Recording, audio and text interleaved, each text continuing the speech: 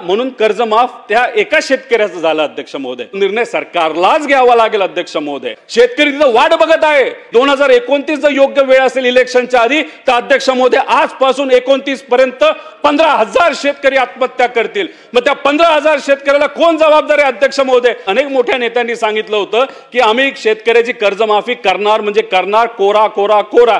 पण नाही ना अध्यक्ष महोदय, तसं काय झालं? अध्यक्ष महोदय, लातूरचा जो व्हिडिओ तुम्ही बघितला, आम्ही बघितला, अख्ख्या महाराष्ट्रातले बघितला. अनेक लोकांनी मदत सुद्धा केली. बीजेपीचे काही पदाधिकारी तिथं गेले, शिंदे साहेबांच्या पक्षातले गेले, काही आमचे गेले, सगळ्यांनी मदत केली. एका शेतकऱ्याचा प्रश्न सुटला अध्यक्ष महोदय. पण का मराठी मीडियाली बिचारा त्या शेतकऱ्याचा मुद्दा अध्यक्ष महोदय त्या ठिकाणी मांडला, म्हणून कर्जमाफ त्या एका शेतकऱ्याचं झालं अध्यक्ष महोदय.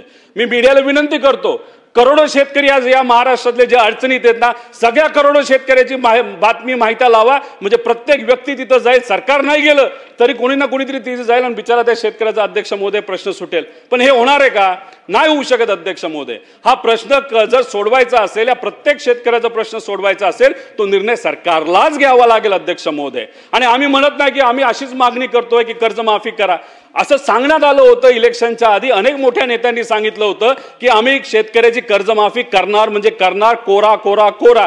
पण नाही ना अध्यक्ष महोदय, तसं काय झालं? अध्यक्ष महोदय, दिवसाला तिथं 8 आत्महत्या शेतकरी करत आहे. आणि जर काही नेते असं म्हणत असतील योग्य वेळेस आम्ही तो निर्णय तिथं घेणार आहे आणि 2029 जर योग्य वेळ असेल इलेक्शनच्या आधी तर अध्यक्ष महोदय आजपासून 29 पर्यंत 15,000 शेतकरी आत्महत्या करतील. मग त्या 15,000 शेतकऱ्याला कोण जबाबदार आहे अध्यक्ष महोदय? मग सत्तेत असणारे लोकच जबाबदार आहे असं म्हणावं लागेल ना. मग आमचं एवढंच म्हणणं आहे की आपण वाट बघायची की 15,000 शेतकऱ्याला आत्महत्या करायची. अध्यक्ष महोदय, निर्णय आपल्याला आज घ्यावा लागेल. शेतकरी तिथं वाट बघत आहे. अध्यक्ष महोदय, 25,000 कोटी रुपये आपल्याला लागणार आहेत. दुसऱ्या बाजूला आपण शक्ती मार्गासाठी 85,000 कोटी रुपये देणार आहे. अध्यक्ष महोदय, आजचा शेतकरी हा मृत्यूच्या दरवाजात गेलेला आहे. मी तिन्ही मोठ्या नेत्यांना विनंती करतो की आज आपण निर्णय घेतला तर अनेक शेतकऱ्यांचे जीव वाचणारे, अनेक शेतकऱ्यांना मदत होणार आहे. अहो, रोड वगैरे नंतर बांधू. रोड आपल्या 3 वर्षांनी बांधता येईल. पण एखाद्या शेतकऱ्याने जर आत्महत्या केली, निर्णय घेतला नाही तर वेगळं काही झालं तर त्याला कोण अध्यक्ष महोदय जबाबदार असणार आहे? त्यामुळे विकास तर झाला पाहिजे, पण तो 3-4 वर्षांनी अध्यक्ष महोदय नंतर होईल. पण आज आमच्या या शेतकऱ्याला 25,000 कोटी रुपयाची कर्जमाफी अध्यक्ष महोदय झाली पाहिजे, असं या सरकारला त्या ठिकाणी मी विनंती करतो. त्याच्याबरोबर कृषी सन्मान योजना अध्यक्ष महोदय 3,000 रुपये वाढवले जातील असं सरकार आल्यानंतर काही नेते बोलले होते. अध्यक्ष महोदय, हे 3,000 रुपये तुम्ही वाढवले, 5,500 कोटी रुपये लागणार आहेत. तेवढी मदत जर शेतकऱ्याला तुम्ही आज देऊ शकला, जो आज शेतकरी अडचणीत आहे, नक्कीच त्याची मदत ही त्या शेतकऱ्याला अध्यक्ष महोदय होईल. भावांतर योजनेचं अध्यक्ष तसंच आहे. जर मार्केटच पडत असेल त्यात तिथं ट्रम्प तात्या म्हणतायत की तिथं जे उत्पादन आणायचं आणि ते आपलं सरकार ऐकणार नाही असे आम्ही अपेक्षा करतो. पण चुकून ते ऐकलं गेलं आणि तिकडचं सोयाबीन आणि कपाशी जर आपल्याकडे आलं तर अध्यक्ष महोदय जो रेट आत्ता मिळतो, जो परवडत नाही शेतकऱ्याला, त्याच्यापेक्षा रेट कितीतरी खाली जातील आणि आमचा शेतकरी भारतातला अडचणीत येईल. अध्यक्ष महोदय, म्हणून भावांतर योजना आपल्याला आणण्याची जरूरत आहे. त्याच्यामध्ये सोयाबीन शेतकऱ्याला 4,000 कोटी लागतील, कापूस शेतकरीला 5,000 लागतील, कांदा शेतकऱ्याला 10,000 कोटी रुपये लागतील. टोटल 25,000 कोटी रुपये हे जर आपण प्रोव्हिजन करून ठेवलं, जेव्हा लागेल तेव्हा ते जर वापरलं तर शेतकऱ्याला एक आत्मविश्वास राहील की मार्केट खाली आलं तरी आमचं सरकार आम्हाला अध्यक्ष महोदय त्या ठिकाणी मदत करतंय. म्हणून हे 25,000 कोटीचं प्रोव्हिजन या बजेटमध्ये या सरकारच्या माध्यमातून अध्यक्ष महोदय त्या ठिकाणी व्हावं. पीक विम्याच्या बाबतीत अध्यक्ष महोदय अनेक वेळा विषय मांडले, 3 वेळा तर याच सेशनमध्ये मी मांडले. जे 4 ट्रिगर काढण्यात आले. अहो, माझ्या मतदारसंघामध्ये 10 कोटी गेल्या वेळेस विमा कंपनीकडनं मिळाले होते आणि ते कुठल्या ट्रिगरच्या अंतर्गत मिळाले होते? लोकलाइज कॅलॅमिटी, म्हणजे त्या क्षेत्रामध्ये पाऊस झाला, त्यात नुकसान झालं, त्या शेतकऱ्याला अध्यक्ष महोदय तिथं मिळालं. पण आत्ताच्या विमा कंपनीच्या पॉलिसीमध्ये तो ट्रिगरच नाही अध्यक्ष महोदय. तर गेल्या वेळेस जेव्हा आपण बघितलं होतं 3700 कोटी रुपये देण्यात आले होते आणि त्यातला 78% पैसा हा या इतर ट्रिगरच्या बाबतीत दिला होता. म्हणजे जो ट्रिगर आज नाही, म्हणजे येत्या काळामध्ये या पावसाच्या काळामध्ये आता काय झालं अध्यक्ष महोदय? पेरणी झाली, बऱ्याच ठिकाणी पाऊसच नाही. मग पाऊस नसेल तर तिथं नुकसान झालं. विमा कंपनी त्या शेतकऱ्याला मदत करणार नाहीत.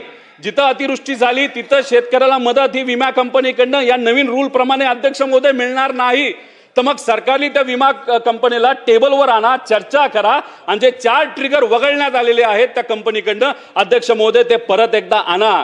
पण कदाचित काही लोकांचा असा अभ्यास आहे की आपल्या राज्याचे 2000 कोटी वाचतील आणि केंद्र सरकारचे 3000 कोटी वाचतील. 5000 कोटी वाचवण्यासाठी या शेतकऱ्यांचं जर नुकसान आपण करणार असो तर अध्यक्ष महोदय हे योग्य ठरणार नाही. त्यामुळे त्या बाबतीत लक्ष द्या. त्याच्याचबरोबर अध्यक्ष महोदय जीएसटी भरपाईच्या बाबतीत अनेक जे सत्तेत पक्ष त्यांच्या जाहीरनाम्यामध्ये असं बोललं होतं की जीएसटीच्या मार्फत जो काय पैसा शेतकऱ्याकडनं घेतला जातो 50% आम्ही सरकार म्हणून त्या ठिकाणी माफ करू. अध्यक्ष महोदय 14,000 कोटी रुपये हे जीएसटीच्या माध्यमातून या शेतकऱ्याच्या खिशातून पैसे सरकार घेत असतं. आता तो पैसा हे फक्त राज्य सरकारचं बोलतोय. 14,000 कोटी रुपये जर या सरकारकडे येत असते आणि तुम्ही शब्द दिला होता 50% आम्ही माफ करू नाही तर परतावा शेतकऱ्याकडे देऊ, मग तुम्हाला 7,500 कोटी पर्यंत ही किंमत ही आमच्या शेतकऱ्याला अध्यक्ष महोदय त्या ठिकाणी द्यावी लागेल. अध्यक्ष महोदय फक्त आमचं एवढंच म्हणणं आहे की हे जे धोरण केले जातात ते एसी मध्ये केले जातात, ते राबवावे तर लागतील. इलेक्शनच्या काळामध्ये आम्ही बोललो होतो, सत्तेत आल्यानंतर आम्हाला ते द्यावं लागलं असतं.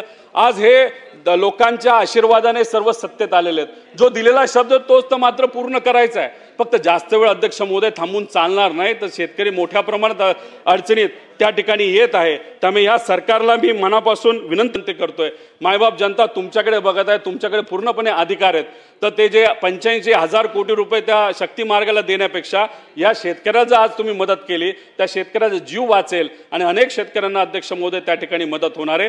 त्यामुळे मी या सरकारला पुनश्च एकदा या विनंती करतो की आपण आमच्या मागण्यांकडे लक्ष द्यावं आणि हे ज्या मागण्या आहेत त्या सर्व मागण्या सर्वसामान्य लोकांच्या आहेत आणि तुम्ही याच्याकडे लक्ष द्याल असा विश्वास या ठिकाणी व्यक्त करतो. आणि आज तुम्ही बोलण्याची संधी दिली त्यासाठी मी मनापासून आपले आभार आहेत.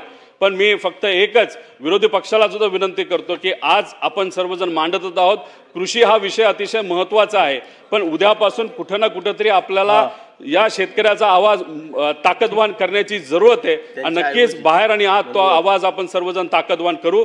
एवढंच या ठिकाणी सांगतो, आपले आभार व्यक्त करतो आणि शेतकऱ्याचा आवाज हा बुलंद झाला पाहिजे असा विश्वास या ठिकाणी व्यक्त करतो आणि थांबतो. जय हिंद, जय महाराष्ट्र, जय किसान.